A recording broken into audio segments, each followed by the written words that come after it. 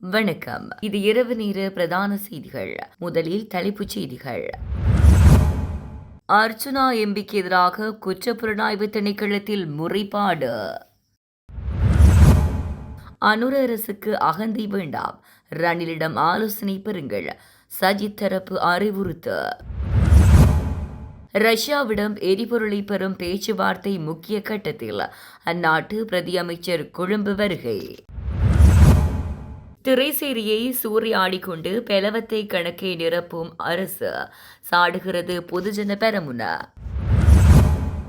வடக்கு விவசாயிகளின் பிரச்சினை, ஆளுநரின் தலைமையில் ஆராய்வு. சித்திரை புத்தாண்டுக்கு பின் மின்வெட்டு ஏற்படும் அபாயம், மின்சார பொறியியலாளர் சங்கம் எச்சரிக்கை. நெருக்கடியை கையாளும் இயலுமை எமக்கு உண்டு, மத்திய வங்கி ஆளுநர் அறிவிப்பு. பெரிய அண்ணனிடமிருந்து ஒத்துழைப்பை எதிர்பார்க்கின்றோம், பாதுகாப்பு செயலர் சம்பத் துய்யகொந்த தெரிவிப்பு. தொடர்வது விரிவான செய்திகள். அனுரகுமார திசாநாயக்க தலைமையிலான தற்போதைய அரசு தனது இயலாமையை மறைக்க முயற்சிப்பதோடு பொருளாதார நெருக்கடியை தீர்ப்பதற்கான செயல்முறை ரீதியான உத்திகளை பின்பற்ற தெரியாமல் திணறி வருகிறது என்று ஐக்கிய மக்கள் சக்தியின் முன்னாள் நாடாளுமன்ற உறுப்பினர் அஜித் மனப்பெருமை தெரிவித்தார். கொழும்பில் நேற்று புதன்கிழமை நடைபெற்ற ஒன்றிணைந்த எதிர்க்கட்சிகளின் விசேட ஊடகவியலாளர் சந்திப்பில் கலந்து கொண்டு கருத்து வெளியிடும் போதே அவர் இவ்வாறு குறிப்பிட்டார். அவர் அங்கு மேலும் தெரிவிக்கையில், முன்னாள் ஜனாதிபதி ரணில் விக்ரமசிங்க இந்நாட்டை பொறுப்பேற்ற போது நிலவிய பாரிய நெருக்கடியை எவ்வாறு கையாள்வது என்பதை செயல்முறை ரீதியாக நிரூபித்து காட்டினார். அன்று மேடைகளில் நின்று அவரை விமர்சித்து அனுரகுமார் திசாநாயக்க இன்று அதே திட்டங்களை நடைமுறைப்படுத்துகிறார். ரணில் விக்ரமசிங்க செலுத்திய அதே வாகனத்தையே இவர்களும் செலுத்துகின்றனர். எனினும் அதனை முறையாக இயக்க தெரியாமல் தட்டு தடுமாறி ஓட்டுகின்றனர். அரசு தனது இயலாமையை மறைக்க ஊழல் விவகாரங்களையும் ஏனைய விடயங்களையும் கையில் எடுத்து மக்களை ஏமாற்ற பார்க்கிறது. வரிச்சுமையை குறைப்பதாக கூறி ஆட்சிக்கு வந்த அனுரகுமார இன்று வரலாற்றில் இல்லாதவாறு வரிகளை விதித்துள்ளார். எரிபொருள் இருப்பு தொடர்பில் ஜனாதிபதி சபையில் தெரிவித்த கருத்துக்களுக்கு மாறாக 2 நாட்களில் எரிபொருள் விலைகள் தன்னிச்சையாக உயர்த்தப்பட்டுள்ளன. எரிபொருள் வரிசைகளை ஒழிக்க கொண்டுவரப்பட்ட QR குறியீட்டு முறையை கூட இந்த அரசால் முறையாக பராமரிக்க முடியவில்லை. நாட்டில் உள்ள 15,000 பஸ்களில் சுமார் 8,000 பஸ்களுக்கு முறையான QR குறியீடுகள் வழங்கப்படவில்லை. அத்துடன் எமது வெளிநாட்டுக் கொள்கை சர்வதேச அளவில் நகைப்புக்குரியதாக மாறியுள்ளது. தனிப்பட்ட பழிவாங்கல்கள் அல்லது அரசியல் மேடை பேச்சுகளால் ஒருபோதும் நெருக்கடிகளை தீர்க்க முடியாது. எனவே தற்போதைய அரசு தனது அகந்தையை கைவிட்டு ரணில் விக்ரமசிங்கவிடம் சென்று நெருக்கடிகளை தீர்ப்பதற்கான ஆலோசனைகளை பெற வேண்டும் என்றார். செம்மணி மனித புதைக்குழி அகழ்வு பணிகளுக்கு தேவையான ஆதரவை வழங்குவதற்கு ஐக்கிய நாடுகள் சபையின் அலுவலகம் தயாராக உள்ளதாக நிரந்தர வதிவிட பிரதி மார்க்-அன்றே பிரான்ஸ் தெரிவித்துள்ளார். யாழ் மாவட்டத்துக்கு விஜயம் செய்துள்ள ஐக்கிய நாடுகள் சபையின் இலங்கைக்கான நிரந்தர வதிவிட பிரதி மார்க்-அன்றே பிரான்ஸ் செம்மணி மனித புதைக்குழி அகழ்வுகள் தொடர்பாக யாழ் போதனா வைத்தியசாலையின் சட்ட வைத்திய அதிகாரி செல்லையா பிரணவனுடன் சந்திப்பை நடத்தி தற்போதைய நிலைமைகள் குறித்து கேட்டறிந்து கொண்டார். இந்த சந்திப்பு குறித்து எக்ஸ் தளத்தில் அவர் வெளியிட்டுள்ள பதிவில் இதனை தெரிவித்துள்ளார். மேலும் அந்த பதிவில் ஏப்ரல் மாதம் மீண்டும் தொடங்கவிருக்கும் செம்மணி மனித புதைக்குழி அகழ்வு பணிகளை மேற்கொள்ள சுதந்திரமான மற்றும் வெளிப்படையான செயல்முறையை உறுதி செய்வதற்கான வளத்தேவைகள் குறித்து விவாதித்தது மகிழ்ச்சி அளிக்கிறது. இந்த முக்கிய பணிக்கு ஆதரவளிக்க ஐக்கிய நாடுகள் சபையின் இலங்கை அலுவலகம் தயாராக உள்ளது என்று அந்த பதிவில் குறிப்பிட்டுள்ளார். ரஷ்யாவிலிருந்து எரிபொருள் கொள்வனவு செய்வது தொடர்பான ஆலோசனைகள் முன்னெடுக்கப்பட்டு வரும் நிலையில் ரஷ்யாவின் எரிசக்தி பிரதி அமைச்சர் ரோமன் மாஷேவின் இன்று இலங்கை வரவுள்ளார் என தெரிவிக்கப்படுகிறது. ரஷ்ய எரிசக்தி பிரதி அமைச்சரின் இந்த வருகையை உறுதிப்படுத்திய அமைச்சர் விஜித் ஹீரத் இன்று நடைபெறவுள்ள சந்திப்பில் அவரோடு முக்கிய பேச்சுவார்த்தைகளை நடத்தவுள்ளதாகவும் தெரிவித்தார். ரஷ்யாவிடமிருந்து அரசாங்கங்களுக்கு இடையிலான ஒப்பந்தத்தின் அடிப்படையில் எரிபொருளை கொள்வனவு செய்வது குறித்து ராஜதந்திர மட்டத்திலான பேச்சுவார்த்தைகள் நடைபெற்று வருவதாக அமைச்சரவை தீர்மானங்களை அறிவிக்கும் செய்தியாளர் சந்திப்பில் அமைச்சர் நலிந்த ஜெயதிச தெரிவித்தார். ரஷ்யாவிலிருந்து எரிபொருள் இறக்குமதி செய்யப்படுமா என எழுப்பப்பட்ட கேள்விக்கு பதிலளித்த அவர், ரஷ்ய பிரதி அமைச்சரின் வருகையின் போது இதுகுறித்து விரிவாக ஆராயப்படும் என தெரிவித்தார். வடக்கு மாகாண விவசாயத்துறையை தேசிய மட்டத்துக்கு இணையாக கட்டியெழுப்புவதுடன் மாகாண விவசாயிகள் எதிர்நோக்கும் நீண்டகால பிரச்சினைகளுக்கு தீர்வு காணும் நோக்கிலான உயர்மட்ட கலந்துரையாடல் வடக்கு மாகாண ஆளுநர் ந. வேதநாயகன் தலைமையில் நேற்று யாழ்ப்பாணத்தில் உள்ள ஆளுநர் செயலகத்தில் இடம்பெற்றது. விவசாய திணைக்களத்தின் தேசிய பணிப்பாளர் நாயகம் விக்ரமராஜ் தலைமையிலான உயர்மட்ட குழுவினர் மற்றும் வடக்கு மாகாண விவசாய திணைக்கள அதிகாரிகள் பங்கேற்ற இந்த கலந்துரையாடல் சுமார் 4 மணி நேரம் இடம்பெற்றது. மாகாண விவசாயத்துறையின் தற்போதைய சவால்கள், எதிர்கால திட்டங்கள் மற்றும் கொள்கை ரீதியான தீர்மானங்கள் குறித்து ஆராயப்பட்டது. ஆளுநர் கருத்து வெளியிடுகையில் வடக்கு மாகாண விவசாயிகள் எதிர்நோக்கும் தனித்துவமான சவால்களை சுட்டிக்காட்டினார். தேசிய விவசாய திணைக்களத்தின் 8 தூண்கள் வேலை திட்டத்தின் கீழ் வடக்கின் விவசாயத்தை எவ்வாறு மேம்படுத்துவது என்பது தொடர்பான விரிவான விளக்கத்தை மாகாண பணிப்பாளர் மேற்கொண்டார். வடக்கு மாகாண விவசாய பணிப்பாளரால் முன்வைக்கப்பட்ட விசேட சமர்ப்பணத்தில் மாகாணத்தில் உள்ள 1,49,136 விவசாய குடும்பங்களின் வாழ்வாதாரத்தை மேம்படுத்துவதற்கான தேவைகள் சுட்டிக்காட்டப்பட்டன. அத்துடன் அனுமதிக்கப்பட்ட ஆளணிக்கும் தற்போது சேவையில் உள்ள ஆளணிக்கும் இடையிலான இடைவெளி தரவுகளுடன் சுட்டிக்காட்டப்பட்டுள்ளது. யாழ்ப்பாணம் மற்றும் கிளிநொச்சி மாவட்டங்களில் அதிக அளவில் உற்பத்தி செய்யப்படும் பாரம்பரிய ஆட்டக்காரி நெல்லினத்துக்கு விவசாய திணைக்களத்தின் உத்தியோகபூர்வ பரிந்துரை இதுவரை இல்லாத காரணத்தால் அதற்கான நியாயமான நிர்ணய விலையை தீர்மானிப்பதிலும் விவசாய காப்புறுதியை பெற்றுக்கொள்வதிலும் விவசாயிகள் சிக்கல்களை எதிர்கொண்டு வந்தனர்.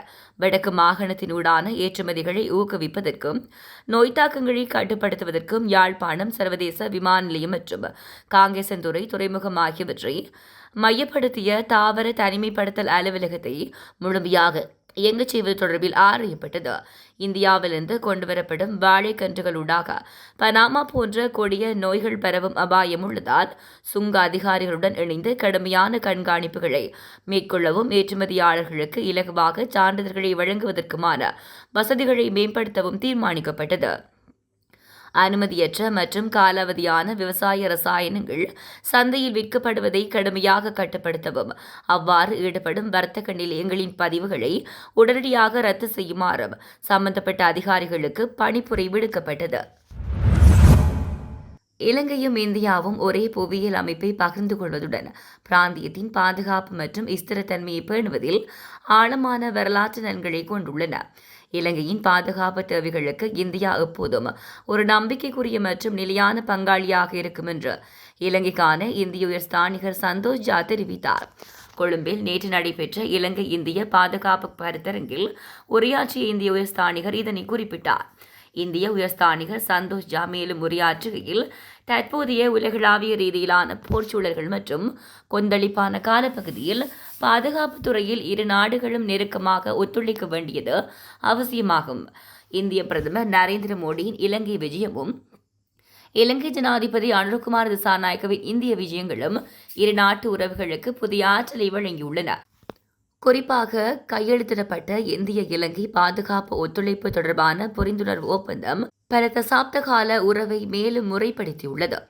இலங்கையின் பாதுகாப்பு திறனை மேம்படுத்த இந்தியா கடந்த 3 ஆண்டுகளில் சுமார் $40 மில்லியன் பெறுமதியான மானியுதவிகளை வழங்கியுள்ளது.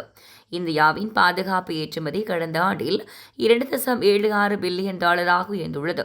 இதில் 50% ஏற்றுமதி அமெரிக்காவுக்கு செய்யப்படுவது ஒரு குறிப்பிடத்தக்க மைல்கல்லாகும். 2030ஆம் ஆண்டுக்குள் பாதுகாப்பு ஏற்றுமதியை $5.5 பில்லியன் உயர்த்த இலக்கு நிர்ணயிக்கப்பட்டுள்ளது. தற்சார்பு பாரதம் திட்டத்தின் கீழ் ட்ரோன் தயாரிப்பு மற்றும் கப்பல் கட்டும் துறையில் இந்தியா உலகளாவிய மையமாக உருவெடுத்து வருகிறது. தமிழ்நாட்டிலும் உத்தரப்பிரதேசத்திலும் பாதுகாப்பு தொழில் வழித்தடங்கள் அமைக்கப்பட்டுள்ளன. இந்தியாவின் அதிநவீன தொழில்நுட்பங்களை குறைந்த செலவில் பெற்றுக்கொள்ளவும் பிராந்திய விநியோக சங்கிலியுடன் இணைந்து செயல்படவும் இலங்கைக்கு இந்தியா அழைப்பு விடுத்துள்ளது. இலங்கையின் பாதுகாப்பு தேவைகளுக்கு இந்தியா எப்போதும் ஒரு நம்பிக்கைக்குரிய மற்றும் நிலையான பங்காளியாக இருக்கும் என்றார். சிங்கள மற்றும் தமிழ் புத்தாண்டு காலத்தின் பின்னர் நாட்டில் மீண்டும் மின்வெட்டு அமல்படுத்தப்படக்கூடிய அபாயம் காணப்படுவதாக இலங்கை மின்சார சபை பொறியியலாளர் சங்கம் எச்சரிக்கை விடுத்துள்ளது. தற்போது தடையின்றி மின்சாரம் வழங்கப்பட்ட போதிலும் நிலவும் டீசல் தட்டுப்பாடு மற்றும் நிலக்கரி விநியோகத்தில் ஏற்பட்டுள்ள சிக்கல்கள் காரணமாக இம்முறையை புத்தாண்டுக்கு பிறகு தொடர்ந்து முன்னெடுத்துச் செல்வது கடினம் என மூத்த பொறியியலாளர் ஒருவர் தெரிவித்துள்ளார். மின் உற்பத்திக்கு தேவையான எரிபொருள் இருப்பு குறைந்து வருவதால் தற்போதைய சூழலில் மின் விநியோகத்தை சீராக பேணுவது பெரும் சவாலாக மாறியுள்ளது. குறிப்பாக தரமற்ற நிலக்கரி இறக்குமதி காரணமாக நுரைச்சோலை மின் உற்பத்தி நிலையத்தில் முழுமையான உற்பத்தியை மேற்கொள்ள முடியாமல் போயுள்ளதும், டீசல் மூலம் இயங்கும் மின் உற்பத்தி நிலையங்களுக்கு தேவையான எரிபொருள் கிடைக்காததும் இந்த நெருக்கடியை தீவிரப்படுத்தியுள்ளது. புத்தாண்டு காலத்தில் பொதுமக்களுக்கு ஏற்படும் அசௌகரியங்களை தவிர்ப்பதற்காகவே தற்போது மின்வெட்டு தவிர்க்கப்படுவதாகவும், எனினும் நிலைமை சீராகாவிட்டால் ஏப்ரல் நடுப்பகுதியில் பிறகு பகல் நேரத்திலோ அல்லது இரவு நேரத்திலோ கட்டாய மின்வெட்டை அமல்படுத்த வேண்டியிருக்கும் என்றும் பொறியியலாளர்கள் எச்சரித்துள்ளனர். மலையக தமிழர்களை அவதூறாக பேசிய குற்றச்சாட்டின் பேரில் பாராளுமன்ற உறுப்பினர் அர்ச்சுனா ராமநாதனுக்கு எதிராக குற்றப்புலனாய்வு திணைக்களத்தில் ICCPR சட்டத்தின் கீழ் முறைப்பாடு பதிவு செய்யப்பட்டுள்ளது.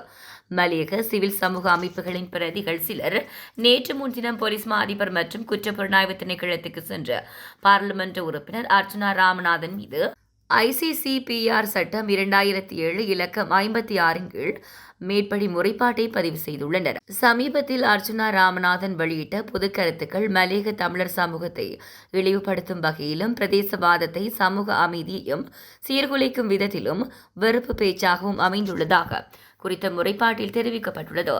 இதுகுறித்து உடனடி விசாரணை மேற்கொண்டு சட்டப்படி தேவையான நடவடிக்கைகள் எடுக்குமாறு அம்முறைப்பாட்டில் கோரப்பட்டுள்ளது.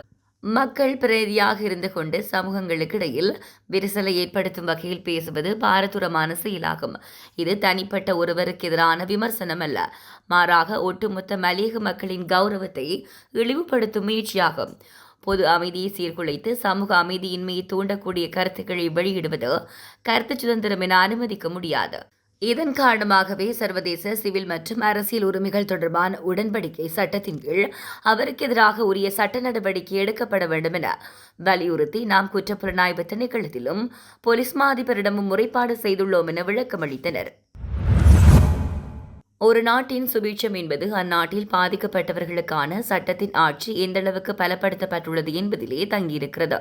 பல தசாப்த காலமாக தொடரும் நிச்சயமற்ற தன்மையின் ஊடாக உண்மை, நீதி மற்றும் பொறுப்புக்கூறலை வலியுறுத்துவதற்கு பாதிக்கப்பட்ட தரப்பினர் கொண்டிருக்கும் உரிமையை அளித்துவிட முடியாது என ஐக்கிய நாடுகள் சபையின் இலங்கைக்கான வதிவிட பிரதிநிதி மார்க் ஆண்ட்ரே பிரான்ச் தெரிவித்துள்ளார்.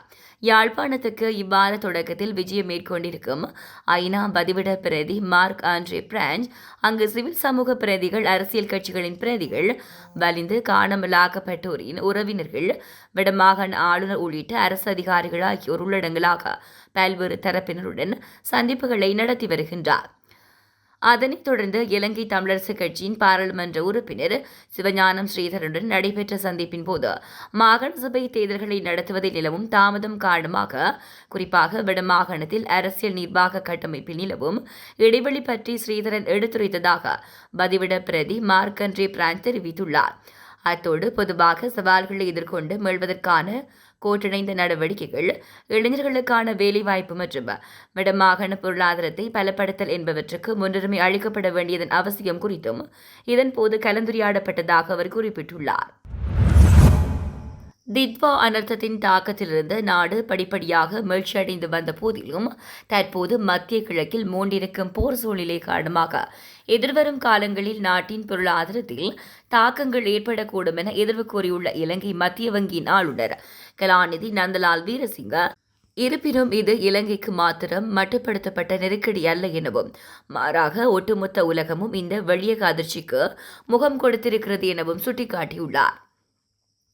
இருப்பினும் 2022 ஆண்டு நாடு தீவிர பொருளாதார நெருக்கடிக்கு முகம் கொடுத்திருந்த காலப்பகுதியுடன் ஒப்பிடுகையில் இப்போது நாம் முன்னேற்றகரமான நிலையிலே இருக்கின்றோம். ஒரு சிறந்த வெளிநாட்டு கையிருப்பு எம்மிடம் இருக்கிறது. தற்போதைய பூகோள நெருக்கடி இன்னமும் எவ்வளவு காலத்துக்கு தொடரும் என்று தெரியவில்லை. இருப்பினும் இந்த நெருக்கடிக்கு முகம் கொடுக்கக்கூடிய இயலுமை எப்போது எமக்கு உள்ளது என்றும் அவர் நம்பிக்கை வெளியிட்டுள்ளார்.